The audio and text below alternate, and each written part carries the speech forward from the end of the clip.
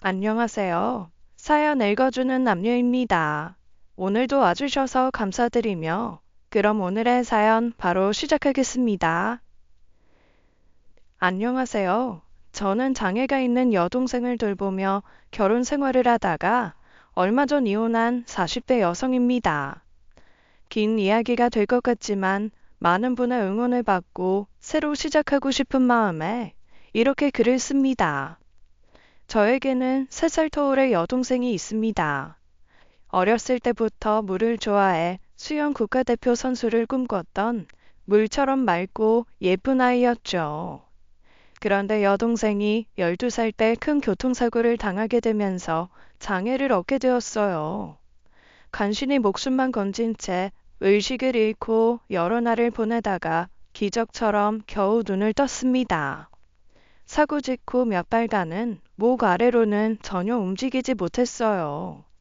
하지만 지금은 오랫동안 다양한 치료를 받은 덕분에 상체는 어렵사리 움직일 수 있게 되었습니다. 다시 걸을 수 있으면 좋겠지만 물속에서 작은 인어공주처럼 헤엄치는 모습을 볼 수 있으면 더할 나위 없겠지만요. 우리 가족은 정말 이것만으로도 기적이고 감사하다고 여겼습니다. 여전히 팔에 힘이 부족해 혼자서 침대를 짚고 일어나는 것도 동생에겐 쉬운 일은 아니에요. 그래도 목을 가누고 원하는 방향으로 고개를 돌리며 말을 할 수 있게 된 것만으로도 큰 위안이 되었어요. 여동생 사고 이후 우리 가족은 동생을 중심으로 살아가기 시작했습니다. 각자의 일이나 학업을 마친 후 집에 돌아오면 돌아가며 동생을 돌보았어요. 장애를 가진 가족과 함께 산다는 게 얼마나 힘든 일인지 직접 겪어보기 전에는 상상도 할 수 없었습니다. 제 나이 15에 다친 여동생을 돌보며 저는 자연스럽게 평범한 삶을 포기하게 되었어요. 나이든 부모님이 여동생을 돌볼 수 없을 때가 되면 전적으로 그 일이 제 것이 된다는 것을 알았죠. 그리고 그래야만 한다고 생각했습니다. 언젠가 아빠가 돌아가시기 전에 저를 불러다 놓고 이렇게 말했어요. 혜경아, 너는 네 삶을 살아라. 네가 네 삶을 찾아가지 못하면 혜주도 자기가 언니의 발목을 잡는다고 생각해서 힘들 거야. 혜주는 엄마 아빠가 돌보지 못하는 시기가 되면 요양원에 보낼 거다. 그러니 걱정하지 말고 네 삶을 살아. 실제로 부모님은 여동생에게도 늘 그런 말을 했습니다. 엄마 아빠가 살아있을 때는 늘 네 곁에서 손과 발이 되어주겠다고요. 하지만 먼 훗날 그게 불가능한 시기가 되면 부모의 역할을 언니에게 기대해서는 안 된다고요. 언니도 언니만의 삶이 있다고 너는 그것을 존중해야 하고 원망이 필요하면 그건 부모에게만 하라고요. 그래서 가끔 여동생은 저를 불러다가 자기는 괜찮다고 말하곤 했어요. 하지만 정말 괜찮을 리가 있나요? 낯선 사람을 무서워하고 사고 이후 자신의 세계가 가족 안으로 좁아진 아이가 말이에요. 저는 부모님이 뭐라고 하셔도 동생을 끝까지 책임질 생각이었어요. 그래서 자연스럽게 결혼 생각도 접었습니다.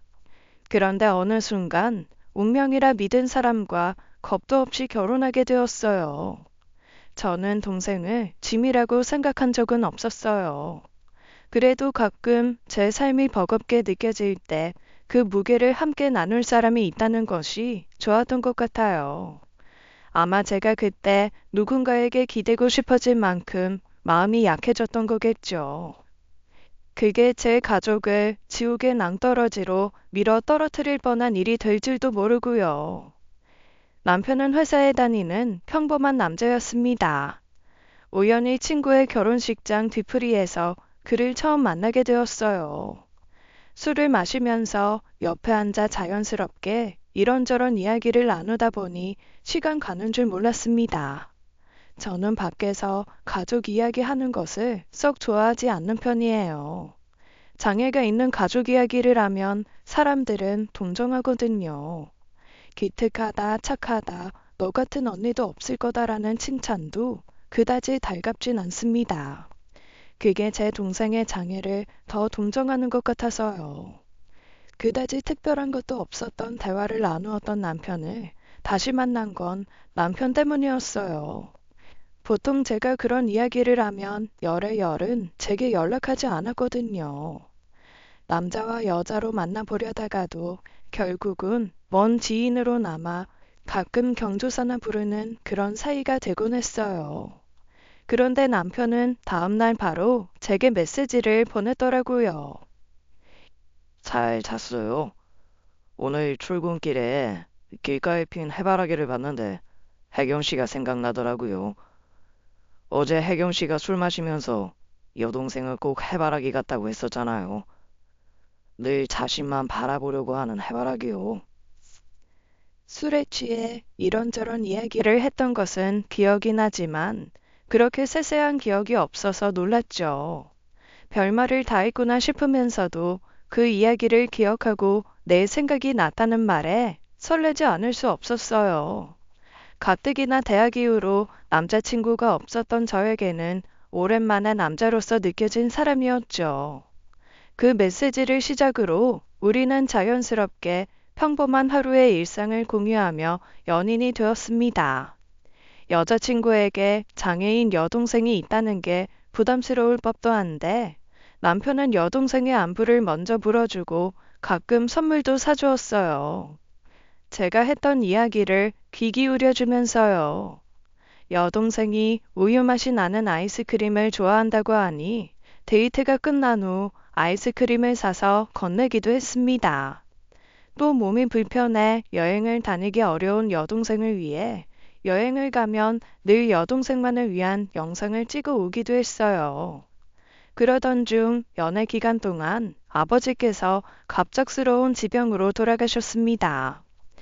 그때 남편은 정신없는 저희 세 모녀를 대신해 상주 노릇을 해주며 큰 힘이 되어주었죠. 너무 고마웠고 감사하다는 말로는 부족했어요. 그럼에도 불구하고 저는 결혼은 안 된다고 생각했습니다. 저는 결혼해서 이 집을 나갈 생각이 전혀 없었어요. 아버지가 없는 만큼 저는 어머니와 동생을 전적으로 지키고 보살펴야 했죠. 그래서 그런 큰 도움을 받아놓고도 적당히 헤어질 수 있는 시기만 기다리고 있었어요. 미안하지만 더 인연을 이어가면 그 사람에게 더 미안한 짓을 하게 될 것 같았으니까요. 하지만 도무지 입이 떨어지지 않았습니다. 하루하루를 겨우 버티며 지내던 어느 날, 더는 늦어지면 안 되겠다는 결심을 했어요. 그런데 남편이 먼저 말을 꺼내더군요. 집안에 남자가 있어야 돼. 어? 더군다나 너희 집처럼 힘써야 할 일이 많으면 더욱더 그렇지. 장인어른 못까지 하긴 힘들겠지만 그래도 없는 것보다 낫지 않겠어? 어? 그게 무슨 말이야? 무슨 말이긴 결혼하자는 거지. 기어후 제가 가장 겁냈던 말을 내뱉은 남편의 이야기를 듣자마자 저는 거절의 말을 하기 전에 눈물이 먼저 흘렀습니다. 굉장히 복합적인 감정의 눈물이었어요. 설마 했는데 이런 내 사정을 다 알고도 프로포즈를 하는구나 싶어 고마웠습니다. 그럼에도 불구하고 저는 그 사람의 호의와 마음을 거절해야 했기에 미안했어요. 그리고 이런 상황에 부닥친 제 삶이 처음으로 너무 고단하다는 생각이 들어서 슬펐습니다. 그렇게 저는 아무 말도 하지 못한 채 그 사람의 품에 안겨 엉엉 울었던 것 같아요. 여러 생각이 엉킨 머릿속을 어떻게 정리해야 할지 몰랐습니다. 하지만 남편은 생각이 달랐어요. 그래서 제 승낙도 없이 자연스레 결혼 준비가 진행되고 있었던 거죠. 어쩌면 저도 그걸 바랐을지 모릅니다. 남편이라는 인연 속에서 여자로서 사랑받으며 고단한 삶 속에 잠시나마 쉼터를 갖고 싶다는 욕심이 있었으니까요. 여기까지 들으면 제 처지에 비해 일이 무탈하게 흘러간 것처럼 보일 수 있습니다. 하지만 현실은 그렇지 않았어요. 시어머니께서 극심한 반대를 하셨죠. 장애가 있는 여동생이 있다는 것도 반대 사유인데 아들이 아내를 위해 처가살이를 자처했으니 말이에요. 그러라고 금지옥엽으로 키운 아들이 아니라며 머리를 싸매고 누우셨습니다. 그 어머님의 마음을 당연히 이해하면서도 매번 찾아가 문전박대를 당했어요. 매일 메시지를 보내고 때로는 선물을 보내며 간절히 부탁했습니다. 당신 아들 힘들게 하지 않겠습니다. 제발 허락해달라고요. 그 간절한 마음이 통한 건지 결국 어머님께서 항복하셨습니다. 그때는 정말 세상을 다 얻은 기분이었어요. 남편의 마음이야 오랜 연애를 통해 확신하고 있었지만 결국 가족의 반대가 걸림돌일 것을 알고 있었으니까요. 이제 결혼 준비만 하면 되겠다고 생각했는데 생각지도 못한 일이 터졌습니다. 갑자기 남편의 연락이 뜸해지고 늦게까지 술을 마시는 날이 잦아지기 시작한 거예요. 혹시 결혼이 다가와서 불안해진 건가? 아니면 막상 결혼하려니 후회가 되는 걸까 싶어 저는 너무 불안했습니다. 효선아, 그러지 말고 솔직하게 말해주면 좋겠어. 어? 네 마음 충분히 이해해. 이제 와서 결혼이 힘들 것 같다고 해도 너 원망할 생각은 전혀 없어. 내가 어떻게 너를 원망해. 지금까지 너한테 받은 게 얼마나 많은데. 결혼은 나도 욕심 없었어. 그냥 네가 하자니까 어떻게 여기까지 온 것뿐이야. 그러니까 네가 부담 갖지 않았으면 좋겠어. 혜경아, 그게 무슨 말이야? 아직도 내 마음에 대한 확신이 없어. 나는 너 말고 다른 사람이랑 결혼은 상상도 해본 적 없어. 어? 하지만 요즘 너 술도 자주 마시고 힘들어하고 있잖아. 그건 너 때문이 아니야. 혜주 때문인 것도 아니고 우리 결혼 때문은 더더욱 아니야. 그럼 무슨 일인데? 무슨 일 때문에 그렇게 힘들어해? 그게 실은 엄마가 집을 날렸어. 어? 집을 날리다니? 엄마가 무슨 동업하겠다고 집 담보대출을 받아다 동업자에게 넘겼는데 그 사람이 엄마 돈을 들고 튀었대. 뭐? 그럼 어머님은? 당장 갈 곳도 없으시고 조만간 집도 빼야 하는데 싼 월세방에 모셔야 하나 하고 찾아봤는데 막상 엄마 보고 원룸 가시라고 하기가 너무 힘들어서. 어떡해? 나는 결혼해서 그래도 장모님 집에 들어가 얹혀 살면 된다지만 지금 엄마가 충격을 크게 받아서 혼자 남겨두고 집을 나오는 게 너무 힘들어. 남편이 꺼낸 이야기는 너무 충격적이었지만 이미 일어난 일을 되돌릴 수는 없었습니다. 고민하고 괴로워한다고 해서 해결될 일이 아니었죠. 사실 저는 결혼을 미루자고 지금처럼 지내도 괜찮다는 이야기를 하고 싶었어요. 전 정말 그래도 괜찮았죠. 하지만 저 자신이 남편을 붙잡고 싶었던 것 같아요. 제 형편과 처지를 모두 이해해주고 처가살이를 자처한 그에게 보답하고 싶은 마음도 있었어요. 장애가 있는 처제를 품어주는 형부인데 시어머니를 품는 며느리는 왜 못될까 싶었습니다. 엄마와 상의했고 오랜 고민 끝에 결론을 내렸어요. 지금 살고 있는 집을 팔고 아빠가 남긴 재산, 제가 모은 돈을 합쳐 더 큰 집을 얻자고요. 각자의 홀어머니들을 한 집에 모실 수 있는 넓은 집 60평대 아파트를 얻었습니다. 물론 걱정은 됐지만 이로써 우리가 진정한 가족이 되었다는 느낌이 들어서 기뻤어요. 사돈이기는 하지만 두 어머니의 연세도 비슷하니 서로 좋은 친구가 될 것 같다는 생각도 들었고요. 아직 함께 살아보지도 않았지만 가족이 된다는 것이 이런 느낌일까 싶어 행복했습니다. 새 집으로 이사한 후 여동생도 무척 마음에 들어 했어요. 기존 집과 달리 여동생의 취향을 한껏 반영해 만든 방이었으니까요. 더 깔끔하게 정비해서 환자를 돌보기 좋은 방으로 만들어 놓기도 했고요. 이사하면서 불필요한 짐도 다 정리하고 더 넓어진 방 덕분에 동생을 돌보는 것도 전보다 수월해졌습니다. 함께 살게 되었다고 해서 시어머니에게 여동생을 돌보게 할 생각은 전혀 없었어요.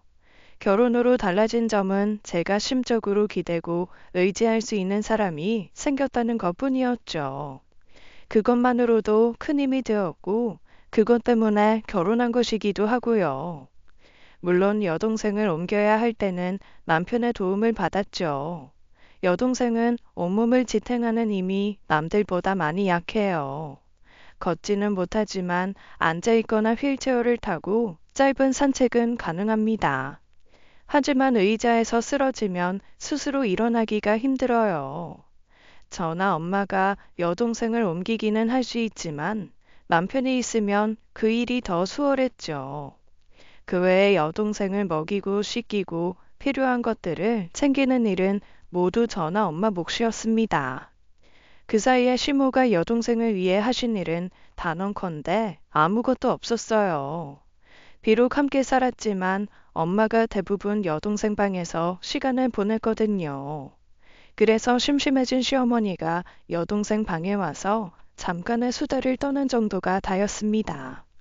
그런데 엘리베이터에서 만난 이웃이 의아한 말을 하는 거예요. 이번에 새로 이사 온 새댁 맞지? 나 803호. 아, 네. 안녕하세요.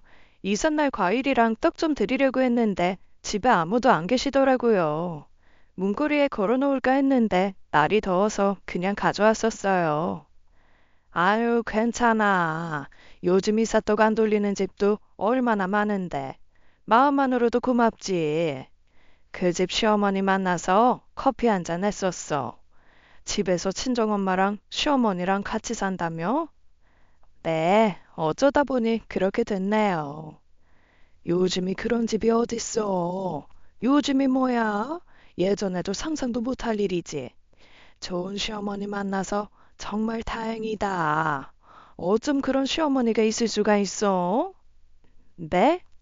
아, 네. 어머님 좋으신 분이죠. 좋다마다. 요즘 어떤 시어머니가 사돈이랑 장애인 사돈 처녀를 데리고 살아. 거기다 아침 저녁으로 간병까지 해주신다며. 네? 시어머니한테 잘해. 새댁이 인상이 좋은 게 복이 타고났나 봐.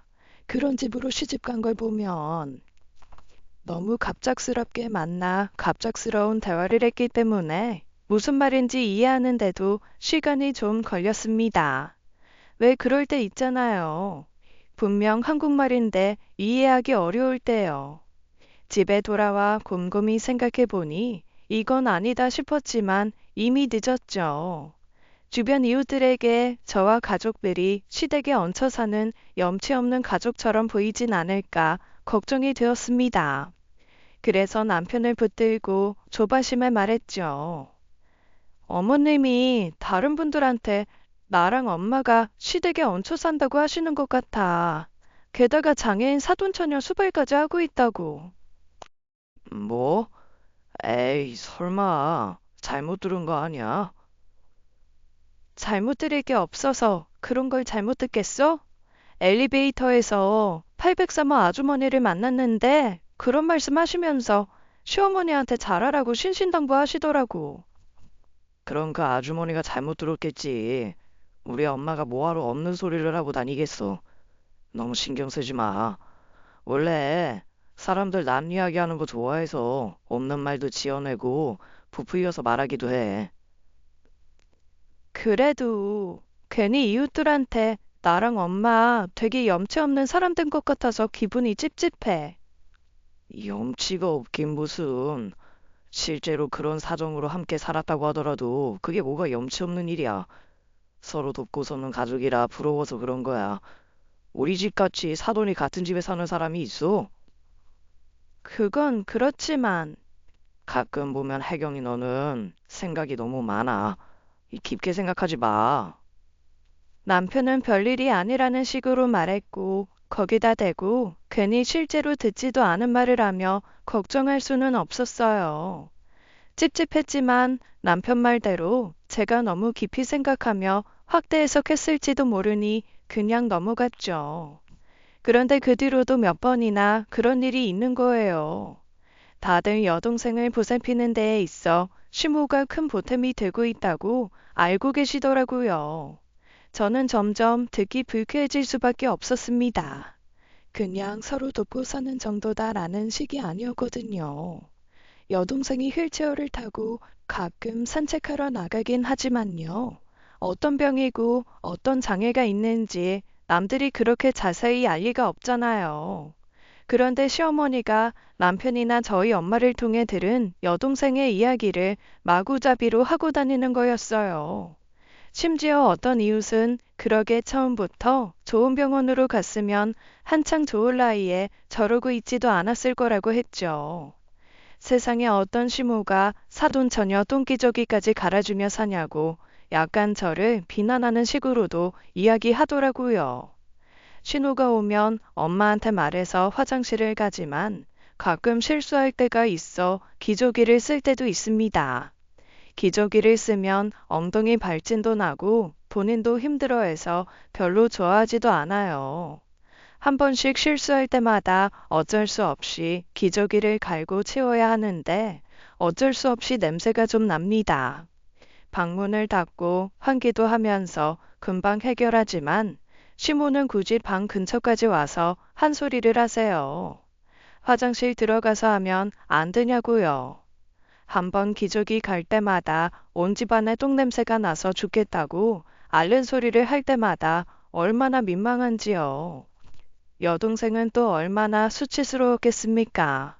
그만하시라 알겠다고 하고 공기청정기 한 대를 더 사서 문 앞에 뒀습니다.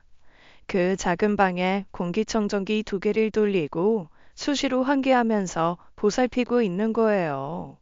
더 화가 나는 건 기저귀를 갈아주기는커녕 기저귀가 담긴 휴지통 한번 비워본 적이 없는 사람인 겁니다.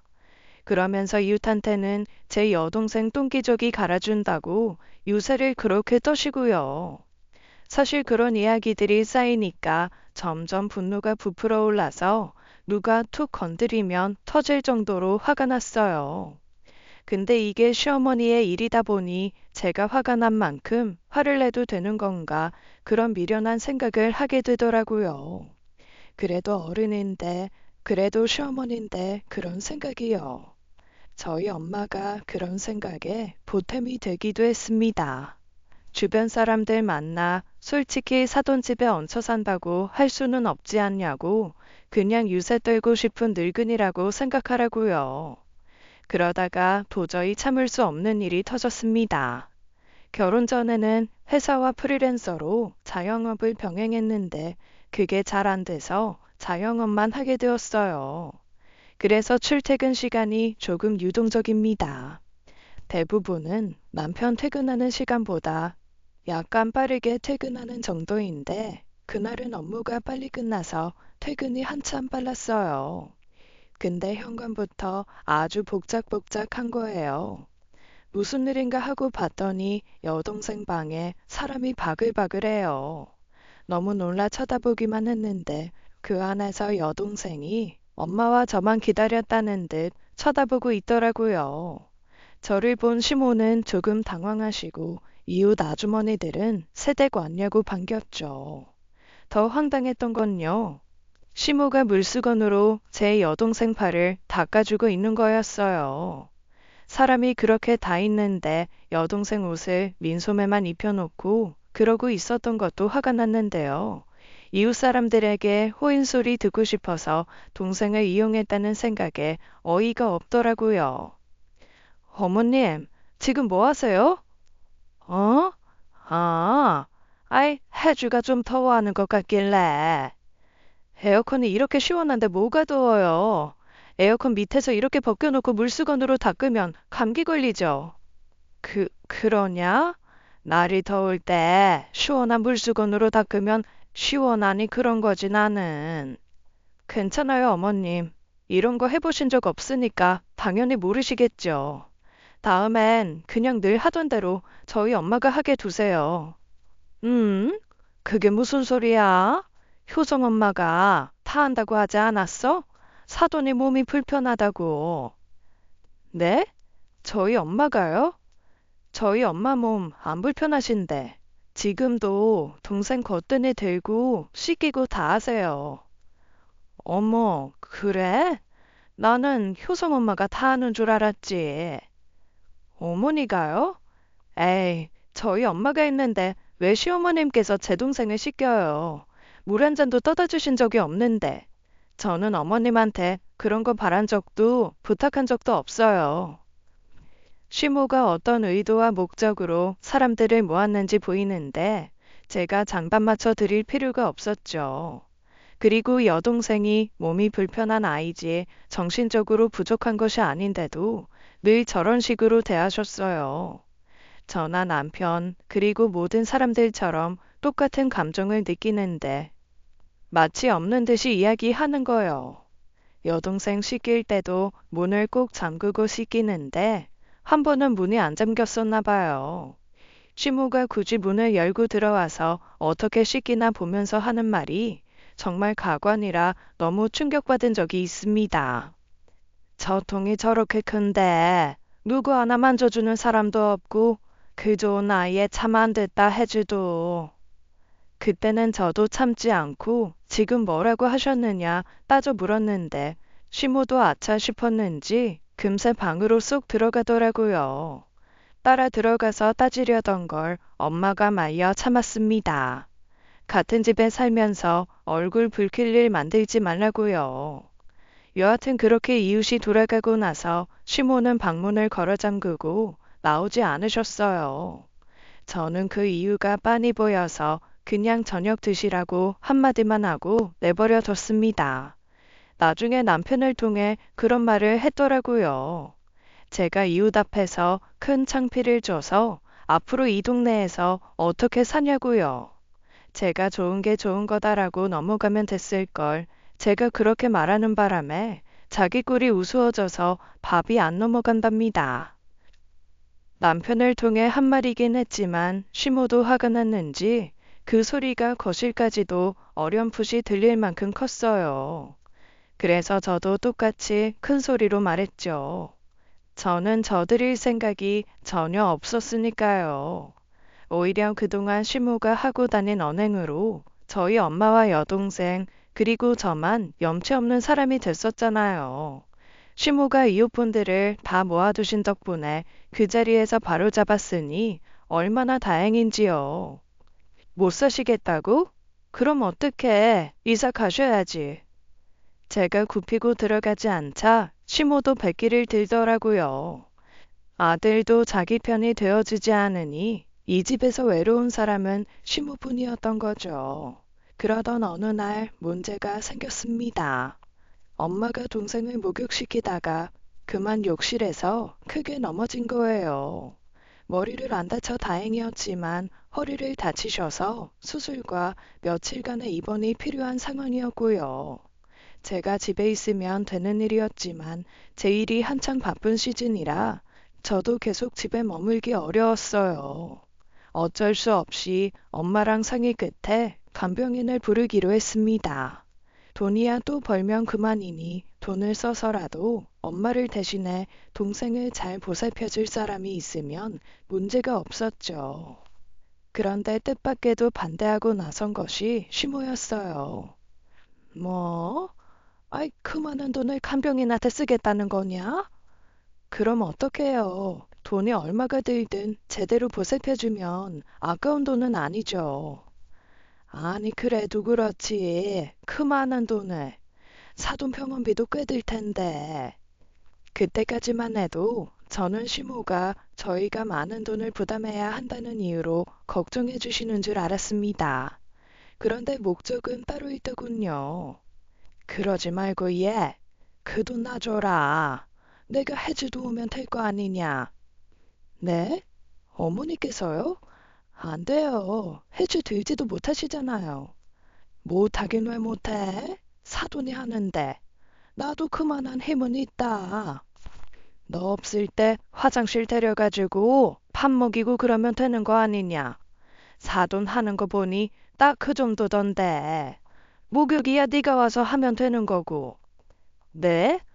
목욕이야 제가 하면 되는 거지만 보살필 수 있는 사람이 있는데 뭐하러 남한테 애를 맡겨.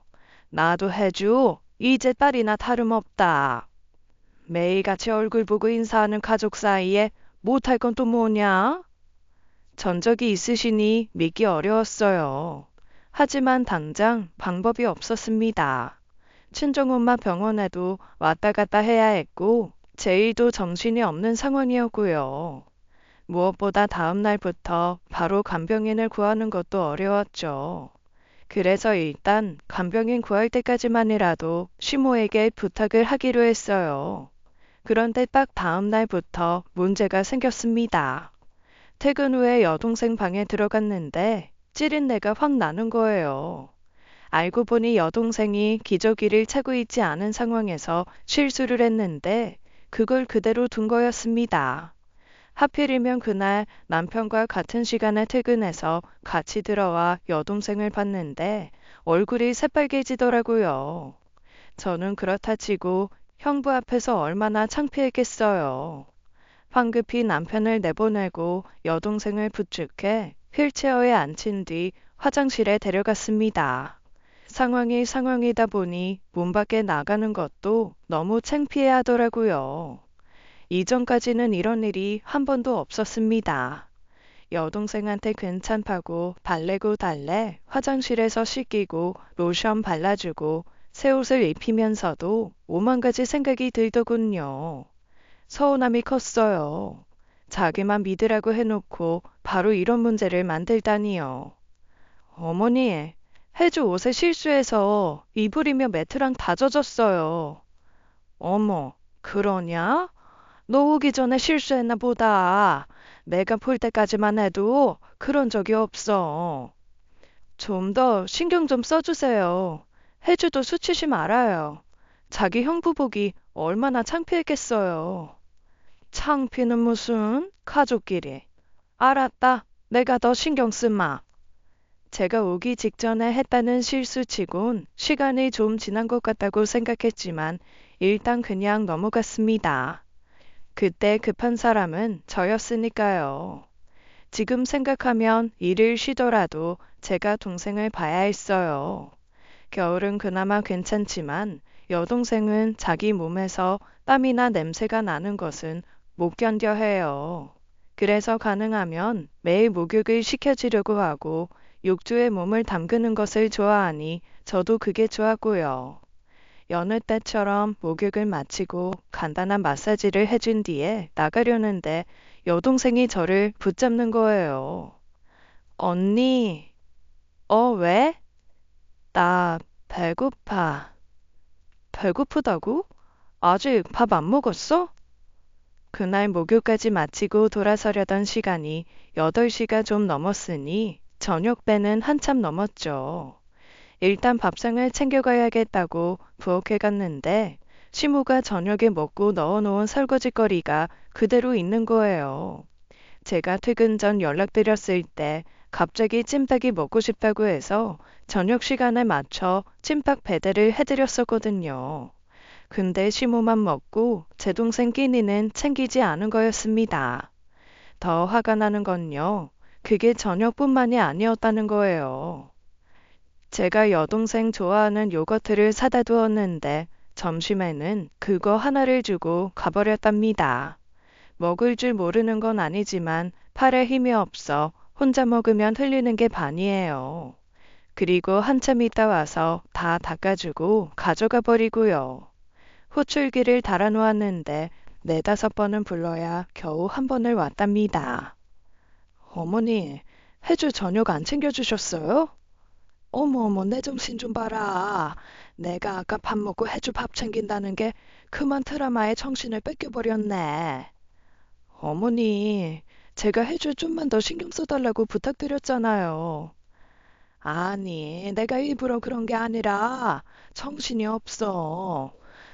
너도 나이 먹어봐라. 그냥 깜빡깜빡해. 드라마야, 밥 챙겨주시면서 해주 방에 있는 텔레비전으로 봐도 되잖아요. 애가 어머님 어려워서 말도 제대로 못하고 얼마나 배가 고팠겠어요. 점심 때도 요거트 하나만 주셨다면서요. 내가? 어머, 해죽해도 웃긴다. 나 점심 챙겨줬어, 얘. 뭐 챙겨주셨는데요? 뭐냐니, 냉장고에 있는 반찬 해다가 줬지. 너 지금 네 여동생 말만 듣고 나를 잡니? 나 아니면 걔 돌볼 사람도 없다면서. 시어머니 나한테 이래도 되는 거야? 아이, 됐어. 안 하고 말지. 내가 이런 오해까지 사면서 그래야 하니? 팔은 안으로 굽는다지만 동생이 그런 거짓말을 할 애도 아니고 그럴 필요도 없잖아요. 시모가 불편한 거면 불편해서 싫다고 솔직하게 말했으면 했지. 거짓말로 애둘러 자기 맘을 표현할 애도 아니에요. 혹시나 하고 동생한테 요거트 말고 정말 준 게 없냐고 재차 물었지만 여동생은 그거 말고 먹은 게 없다고 했고요. 그리고 그날뿐만이 아니라 대체로 밥이 부실해서 그동안 너무 배가 고팠대요. 그 일뿐만이 아니었어요. 여동생이 쓰는 화장실이 여동생에게 맞춰져 있긴 하지만 오래 앉아 있으면 힘들어해요. 기능성 의자도 아니고 변기잖아요. 근데 시모가 한참을 있다 와서는 많이 먹어 똥을 오래 싸는 것 같다는 말도 하더래요. 동생한테 한 말은 아닌데 혼잣말처럼요. 그래서 화장실 가고 싶다는 말도 하기 어렵다고 하더군요. 그러면서 그냥 기저귀 차고 있을 테니까 언니가 와서 좀 치워주면 안 되냐고 울면서 말하더라고요. 너무 화가 나는데 감정을 좀 삭히고 말씀드려야 할 것 같아 안방에 왔다가 괜히 남편하고 싸우게 됐죠. 엄마가 실수였다잖아. 아무리 그래도 장모님이랑 비교해서 비슷하게 하길 바라는 건 무리가 있지. 우리 엄마만큼 해달라는 게 아니라 사람답게 있을 수 있는 최소한의 것을 요구한 거잖아. 화장실 왔다 갔다 데려다 달라. 점심 저녁만 좀 먹여달라. 그게 전부인데. 지난번에는 화장실에서 1시간을 있었대. 오늘처럼 부실하게 식사 챙기는 건 한두 번도 아니고. 그래도 엄마가 할 수 있을 만큼 하고 있잖아. 그렇게까지 화를 내야겠어? 그 나이 되면 깜빡깜빡 할 수 있는 건데. 그럼 애초에 본인이 하시겠단 말은 하지 말았어야지. 안 되겠어.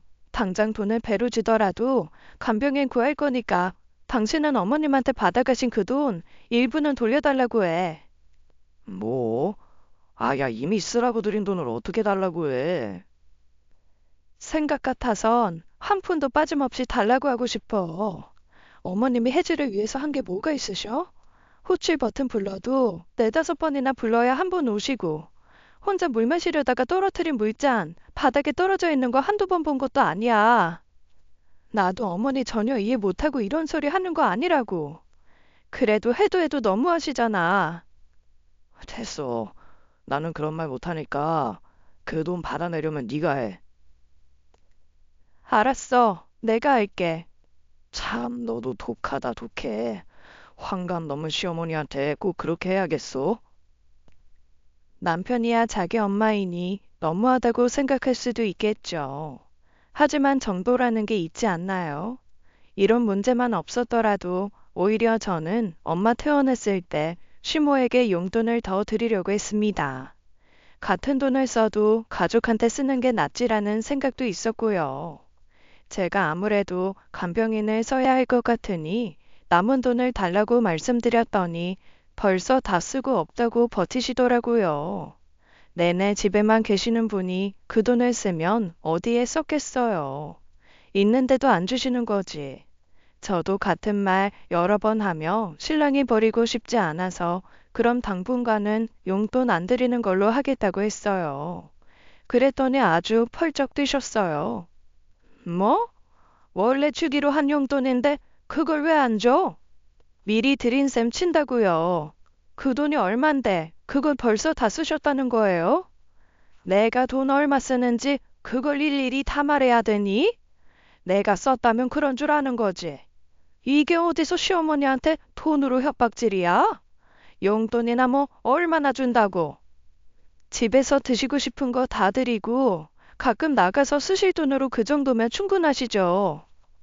그러니까 내가 얼마를 어떻게 쓰는지 네가 뭘 안다고 그런 이야기를 하느냔 말이야. 아무튼 약속은 지켜라. 네가 시집 올 때 뭐라고 했냐? 큰 돈으로 효도는 못해도 매달 얼마는 꼬박꼬박 드린다. 그러지 않았니? 사람이 한 입으로 두말하는 거 아니다. 응? 시몬은 입에 거품을 물고 달라졌지만 그러거나 말거나 저는 돈을 드리지 않았습니다. 남편도 그만하라고 했지만 제가 굽히지 않으니 자기 선에서 해결한 것 같았어요. 그러던 어느 날 제 사업에 성과가 잘 나서 큰 목돈이 들어오게 되었어요. 제안을 받은 투자권을 생각하기도 하고 주식으로 큰 돈을 만진 친구에게 맡겨둘까 그런 행복한 고민도 했죠. 그 전에 일부를 두 어머님들을 위해 쓸 생각이었어요. 어쨌거나 저쨌거나 미우나 고우나 가족이니 다 같이 해외여행을 보내드릴까 백화점에 좋은 옷을 사드릴까 했거든요. 남편이랑 뭐가 더 좋은지 상의하는데 남편이 갑자기 그러더라고요. 아무래도 장모님은 처제 때문에 여행 가더라도 마음 놓고 가긴 어려울 거고 옷 한 번이랑 용돈 크게 드리는 게 더 좋지 않을까 싶어. 그래? 어머님은 지난번에 베트남 가보고 싶으시다고 하셨던 것 같아서. 그럼 엄마한테 여행이나 옷 둘 중 하나 고르라고 해봐. 그게 더 나을 수도 있어. 그건 그렇고 부탁이 있는데 응? 이번에 엄마랑 장모님한테 쓰는 거 그냥 내가 해드리는 거라고 하면 안 될까? 어? 갑자기 왜? 실은 너한테 자존심 상해서 그동안 말을 못했는데 이 집도 그렇고 내 벌이도 그렇고 당신한테 못 미쳐도 너무 못 미치는 것 같아서 좀 힘들었어. 뭐? 왜 그런 생각을 해? 우리가 가족이 된 게 중요하지. 누가 얼마를 벌고 누가 집을 해왔는지 그건 상관없다고 했잖아. 네가 그렇게 말해줘도 남자는 그게 쉽지 않지. 적어도 자기 가정은 자기가 벌어 먹을 수 있는 정도는 벌어야 한다고 하는데 너무 당신한테 모든 걸 맡기고 푼돈 버는 기분이라. 무슨 그런 생각을 해. 속상하게. 나 당신한테 되게 고마워. 당신은 안정적인 직업으로 꾸준히 돈을 벌 수 있는 일이고 나는 그게 안 되는 거잖아. 내가 나중에 어떻게 될 줄 알고 내가 벌 수 있을 때 많이 버는 거지. 그냥 너한테도 장모님한테도 면목이 없어. 이런 부탁해봤자 달라지는 거 없다는 건 알지만 그래도 장모님이랑 엄마한테 내가 사위 노릇, 자식 노릇 나름 잘하고 있다고 보여드리고 싶어서. 저는 그전까지만 해도 남편이 그런 생각을 하고 있다는 생각은 상상도 못했어요. 그저 동생 보살피고 엄마 허리 수술하고 사업하느라 정신이 없어서 그런 생각할 새도 없었고요. 그게 남편을 그렇게 자존심 상하게 한다는데 어쩌겠어요. 그렇다고 저보고 자기 자존심을 위해 사업을 접고 살림하라고 하는 게 아니라 적당히 좀 맞춰달라는 건데요. 제가 번 돈이 남편의 번 돈이나 다름없다고 생각하며 저는 흔쾌히 그러라고 했습니다.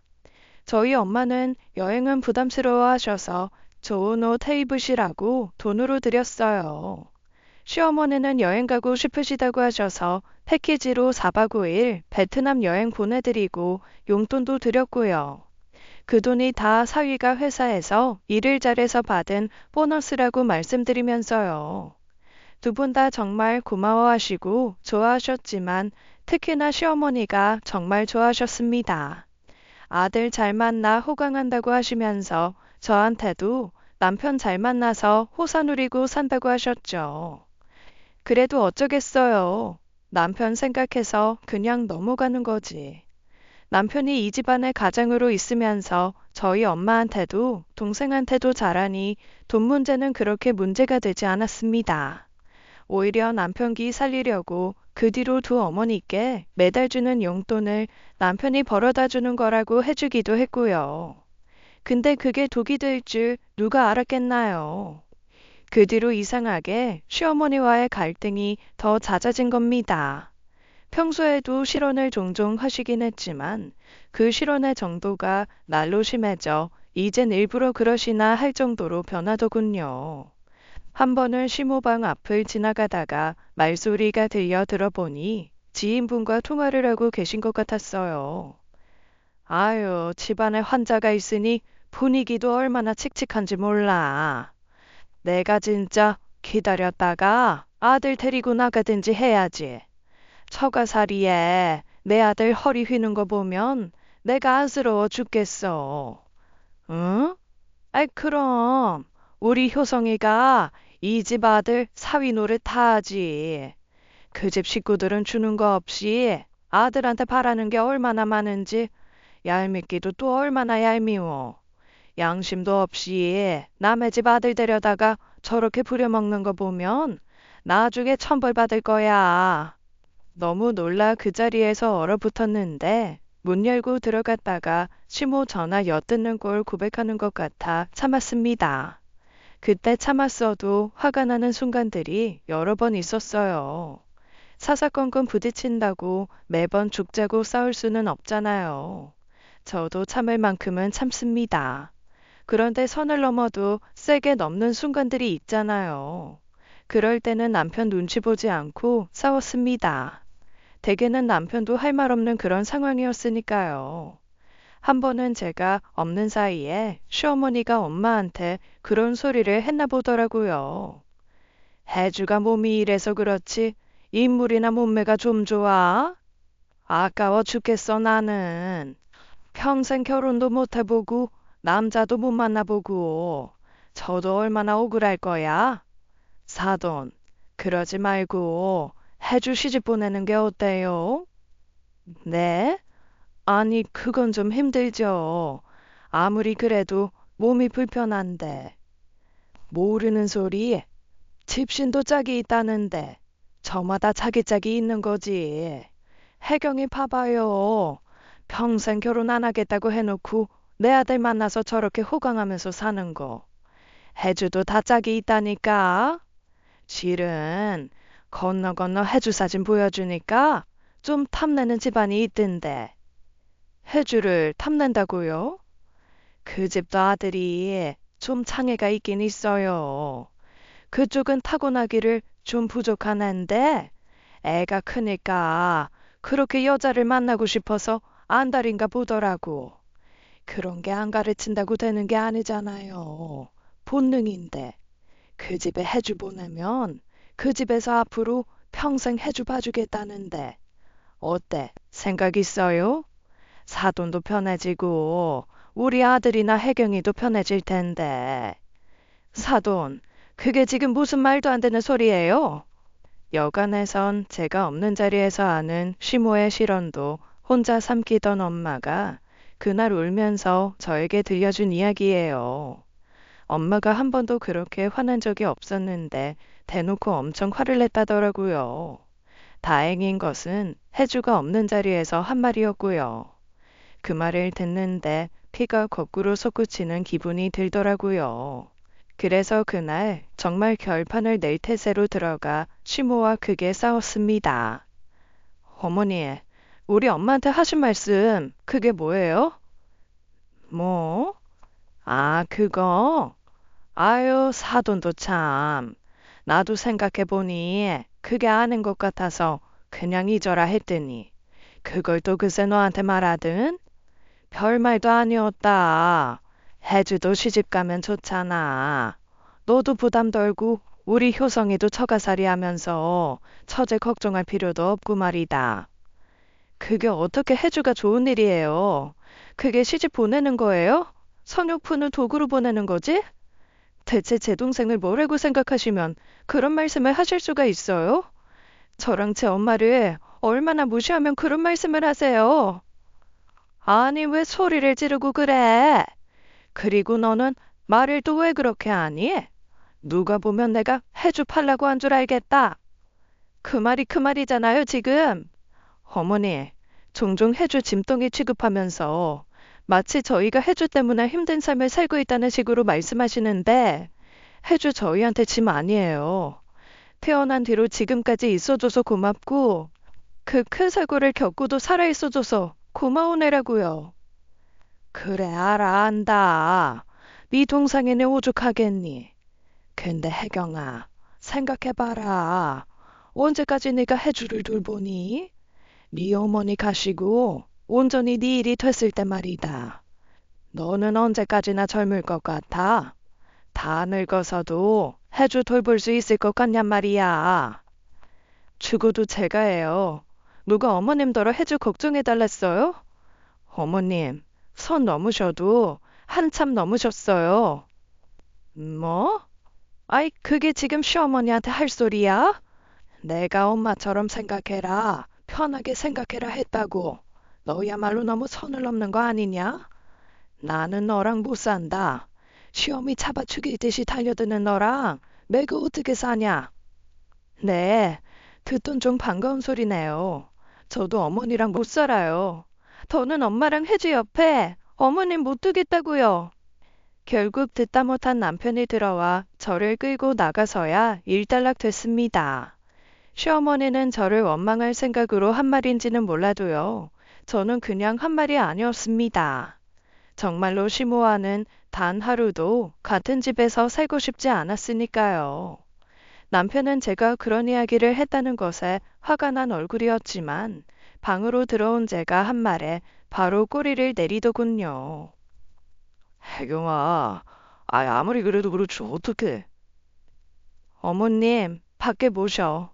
뭐? 어머님, 선을 넘으셔도 정말 세게 넘으셨어. 어머님 따로 모셔. 혜경아, 일단 진정하고 내일 이야기하자, 어? 내 말 못 들었어? 나 어머님이랑 한 집에서 못 산다고. 알았어, 알았으니까 일단 진정하자. 내가 엄마한테 잘 말해볼게. 내가 생각해도 엄마가 선을 넘었어. 너 이렇게 화낼 만해. 이 장모님도 얼마나 기가 막히고 황당하겠어. 처음 합가를 결심했을 때는 서로 아무리 부족한 점이 있더라도 서로 보듬어주고 살면 그만이라고 생각했는데요. 이런 기가 막힌 문제가 생길 줄 누가 알았을까요? 그 뒤로 며칠은 서로 없는 듯이 지냈습니다. 같은 식탁에서 밥을 먹지도 않았고, 저는 엄마를 대신해 해주 곁에서 함께 밥을 먹었어요. 얼굴을 봐도 인사도 하지 않았죠. 그러던 어느 날, 해주 이마가 빨갛게 변한 게 보인 거예요. 해주야, 어디 부딪혔어? 여기 빨간데. 그런가? 몰라. 어디 부딪혔나 봐. 어디 부딪혔는데? 몰라. 부딪힌 거 맞아? 몰라. 동생답지 않게 어물쩡거리며 시선을 피하는 게 이상하다고 생각했어요. 그때 생각난 것이 바로 맞은편 벽에 있는 CCTV였어요. 천장 모서리에 설치되어 있어 동생 방을 전부 비추고 있는 CCTV가 있어요. 저랑 엄마가 방 밖에 있어도 방 안에 동생이 어떤 상황인지 실시간으로 보기 위해 설치한 곳이었죠. 만일을 대비해서 둔 것일 뿐이지 대부분은 엄마가 집안에 계시고 저도 엄마를 믿고 자주 들여다보진 않았어요. 가끔 일하다 동생 생각나면 뭐하고 있나 싶어 핸드폰으로 보고요. 바로 그 자리에서 오늘자 녹화된 영상을 열어보는데 너무 놀랐습니다. 엄마가 잠시 자리를 비운 사이 여동생 방으로 들어온 시모가 제 동생 꿀밤을 때리는 거예요. 그냥 얄미워 콩하고 때린 수준도 아니고 정말 힘껏 쥐어 박으셨습니다. 아야, 왜 그러세요? 네 언니가 얄미워서 그런다. 너 행여나 네 언니한테 말하기만 해. 내가 니네 언니 우리 아들이랑 갈라놓을 거니까. 니네 언니가 우리 아들 얼마나 좋아하는지는 알지? 그 순간 주변 소리도 들리지 않고요. 순간 스트레스가 엄청났는지 이명까지 들리더라고요. 덜덜 떨리는 손으로 이전에 녹화되어 남은 영상들을 전부 찾아봤습니다. 시모가 등장할 때마다 볼륨을 최대한 올리고 어떤 이야기를 하는지 보고요. 때린 것은 한두 번이 아니었습니다. 몸은 때리면 멍이 들어 티가 나니 주로 머리카락으로 가릴 수 있는 머리를 때렸더라고요. 어떤 날은 머리카락을 한 움큼 쥐고 세차게 흔들기도 하고요. 사고로 머리를 다쳤기 때문에 크게 조심해야 하는 것을 알면서도 그런 짓을 한 겁니다. 게다가 저를 더 충격으로 몰아넣은 것은 남편과 시모의 대화였어요. 아휴, 저것만 없으면 그냥 네가 더 편해지겠구만. 내가 속상해 죽겠다. 아주 지가 갑이지 갑이야. 어디 저런 하자 있는 걸 데리고 온 주제에 기가 살아선? 혜경이가 해주 일이면 물불 안 가리잖아. 나도 가끔 피곤하긴 한데 어쩌겠어요. 아이, 엄마가 참아. 너는 속도 좋다. 어떻게 그러고 사냐? 그래도 지금은 장모님이 계시고 뭐 크게 손이 가는 거 아니니까 괜찮지. 나중에 장모님 가시면 그때 잘 설득해서 요양원 보내버리면 돼요. 뭐 특별히 내가 하는 일도 없고. 그게 대체 언젠데? 사돈 해주 저거 생각하면 아주 살아도 엄청 오래 살 것 같더구만. 오래 사신다고 해도 연세 더 드시면 어떻게 해주를 감당해. 나중에 두 사람 다 요양원으로 보내야지. 그것도 그거대로 문제야. 둘 다 요양원 보내면 그 돈은 또 어떡하니? 이 집 팔아서 충당하더라도 그렇게 해야지. 결국 혜경이도 그럴 수밖에 없다는 거 인정할 거고. 이 집을? 아유, 아까워서 어째. 전 남편까지 그런 생각을 가지고 있을 줄은 꿈에도 상상도 못했습니다. 시모의 폭력보다도 어쩌면 남편의 그 속내가 저를 더 충격에 몰아넣은 것인지도 몰라요. 남편에게 해주를 책임지라 할 생각은 전혀 없었어요. 언젠가 저도 힘에 부치면 부모님이 말씀하셨던 것처럼 어쩔 수 없이 요양원에 보내야 하는 순간이 올지도 모릅니다. 하지만 그건 그때 가서 생각할 일이지 지금부터 언제쯤 요양원에 보낼 생각하면서 지내지 않았어요. 누가 이별을 생각하며 가족을 대하나요? 동생에게 물었어요. 왜 아무 말도 하지 않았느냐고요. 동생은 울면서 저랑 전 남편이 헤어지는 것을 원하지 않았대요. 괜히 자기 때문에 지금 안 그래도 힘든데 더 힘들게 하고 싶지 않았다고요. 울다 잠든 동생을 보면서 저는 한숨도 자지 않고 오랫동안 고민했습니다. 시모와는 당연히 함께할 수 없었고 이미 신뢰가 깨져버린 상황에서 남편과도 함께 살 이유도 없었어요. 그래서 날이 밝자마자 모두를 모아놓고 이야기를 했습니다. 어머니, 그동안 우리 혜주한테 손대셨죠? 이건 또 무슨 소리야? 혜주가 그러든 내가 그랬다고. 아니요. CCTV에 녹화된 거 봤습니다. 뭐? CCTV? 사람이 집에 다 있는데 그런 게 왜 있어? 그게 요점이 아니라요. 그 안에 어머님께서 우리 혜주 폭행하신 장면 다수 녹화되어 있는 거 확인했어요. 혜경아, 그게 무슨 말이야? 사돈이 우리 혜주를 때렸다는 거니? 내가 있는 집안에서? 엄마 잘못 아니야. 엄마 바쁠 때, 엄마가 잠시 자리 비울 때 그런 거였어. 아니, 사돈, 어떻게, 무슨 또 폭행식이나. 그냥 얄미워서 몇 대 좀 쥐어박은 거 가지고 일 키우지 말아라. 그리고 당신, 어머니랑 했던 이야기도 다 들었어. 엄마도 혜주도 나중에 요양원 보내겠다고 하는 거. 뭐? 아이, 그건 혜경아. 그냥 하는 말이지. 엄마가 하도 그러시니까 나도 그냥 장단 맞춰드린 거고. 우리 이혼하자. 혜경아, 뭐? 지금 너 시애미 앉혀놓고 이혼하겠다고 선언하는 거냐? 이게 어디서 배워먹은 버르장머리야? 어머님께서도 저희 엄마 있는 자리에서 그런 말씀 과하신 것 같네요. 제가 왜 저와 엄마 집에서 어머님을 모시고 살아야 하죠? 너 지금 네 돈 주고 집 샀다고 유세니? 참나 어이가 없어서. 그래, 내가 너 아니면 갈 곳도 없는 줄 아는데 이혼해라. 이참에 잘 됐네. 우리 능력 있는 아들이 이 집에 발목 묶여 이렇게 살고 있는 것도 억울했다. 해주 저거 수발 드는 것도 모자라 뼈 빠지게 돈 벌어 생활비에 창모 용돈에. 어휴, 그래, 헤어져라. 이왕 이렇게 된 거 이 말씀도 드려야겠네요. 당신한테는 미안하네. 당신 자존심 생각해서 시작된 일인데 어머니가 이걸로 이렇게 나오실지 어떻게 알았겠어. 어머니, 어머니께 드린 용돈 그거 다 제가 드린 거예요. 이 사람 그냥 평범한 월급쟁이에 지금까지 승진 한번 해본 적 없는데 그 많은 돈이 어디서 났겠어요? 어머님 베트남 여행 가신 거 그것도 다 제 돈이었고요. 뭐야? 헤르마. 이 사람 다달이 어머님 앞으로 된 남은 빚 처리하느라 그것만으로도 충분히 힘든 사람이었어요. 어머님은 해주가 저한테 짐이었다. 늘 그렇게 말씀하시지만 이 사람한테는 어머님이 짐인 것 같네요. 저와 제 가족들이 그렇게 못마땅하셨으니 서로를 위해서 지금이라도 끝내는 게 좋을 것 같습니다. 시모가 잘못을 뉘우칠 기회는 이미 여러 번 있었죠. 그걸 걷어찬 것은 시모였어요. 남편도 생각이 짧았다, 그래선 안 됐다 사과했지만 저는 몇 마디 거둔 것뿐이라던 전 남편이 더 실망스러웠습니다. 고작 그런 사람이었다는 걸 알았으면 절대 결혼하지 않았을 거예요. 저는 남편이 하는 말과 행동 모든 것이 진실된 사람이라고 생각했으니까요.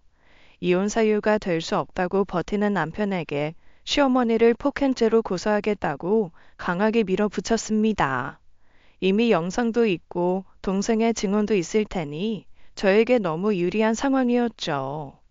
차마 시어머니를 법정에 세울 자신이 없었던 남편은 결국 순순히 조건 없이 이혼 도장을 찍어주었습니다. 짧은 결혼 생활은 그렇게 끝이 났어요. 모든 사실을 알게 된 후 아들이 집 하나 제대로 마련할 능력이 없다는 걸 아신 시어머니가 제일 문제였죠. 그 와중에도요, 절대 미안했다, 사과 한마디 없이 이런저런 변명으로 제 마음을 돌리려고 하더라고요. 남편은 겨우 원룸 하나를 구해놓고 나간 걸로 알고 있습니다. 남편도 남편인 게 그동안 제가 생활비에 많은 부분을 책임지고 있으니 돈을 좀 모았을 거로 생각했는데 아니었어요. 나름 한 방을 노렸는지 모을 때마다 주식에 돈을 넣었는데 그게 전부 잘 안 됐던 거죠. 동정표를 얻을 심산이었는지 굳이 원룸 사진을 보여주며 집을 얻었다고 하는데 그냥 무시했어요. 흔들리면 어떡하지? 남편을 끊지 못하면 시모와 또 얽혀야 하는데 하고 걱정했는데 그건 기우였습니다. 의외로 이성적 판단이 너무 잘 되더라고요. 그제야 정신을 차린 것이었어요. 이혼을 한 지 몇 달이 지난 후에도 남편은 술을 마시고 전화나 메시지를 하더라고요. 시어머니는 결국 원룸이 비좁아 못 살겠다고 하시며 이모님 집에 들어갔다고 해요. 근데 거기서도 달갑지 않아 해서 오도 가도 못하고 있다고요. 그런 알고 싶지 않은 소식들을 전하기에 말없이 저와 엄마 그리고 혜주의 핸드폰 번호를 전부 바꿨습니다. 마지막 인사 같은 것도 하고 싶지 않았어요. 남편과 큰 갈등이 없었다고 해서 다시 여지를 두고 싶지도 않았고요. 저는 여전히 그 영상 속 남편의 목소리와 그 표정이 잊히지 않아요. 조만간 괜찮은 매물이 나오면 이사도 할 생각입니다. 제 이혼 후에 엄마와 동생 그리고 저는 다들 누구도 원하지 않는 자책으로 힘든 시간을 보냈습니다. 엄마는 동생을 미처 살피지 못하는 자책, 여동생은 자기 때문에 제가 이혼했다는 자책을 했죠. 그리고 저는 제 욕심에 엄마도 동생도 제대로 돌보지 못했다. 아빠 얼굴 볼 낯이 없다 자책했고요. 이제는 서로에게 미안할 필요가 없다는 말로 위로하고 더 단단해졌습니다. 가끔 힘들 때마다 힘이 되어주던 남편 생각이 나지만 동시에 제게 숨겼던 속내가 떠올라서 그리움이 크지도 않아요. 앞으로는 더 단단해지려고 해요. 그래야 엄마도 동생도 제가 더 제대로 지킬 수 있을 테니까요. 제가 누구에게도 의지하지 않고 엄마와 동생을 잘 보살필 수 있도록 응원 부탁드립니다. 지금까지 사연 읽어주는 남녀였습니다. 끝까지 시청해주신 여러분 감사드리며 저희는 다음 사연으로 돌아올게요. 감사합니다.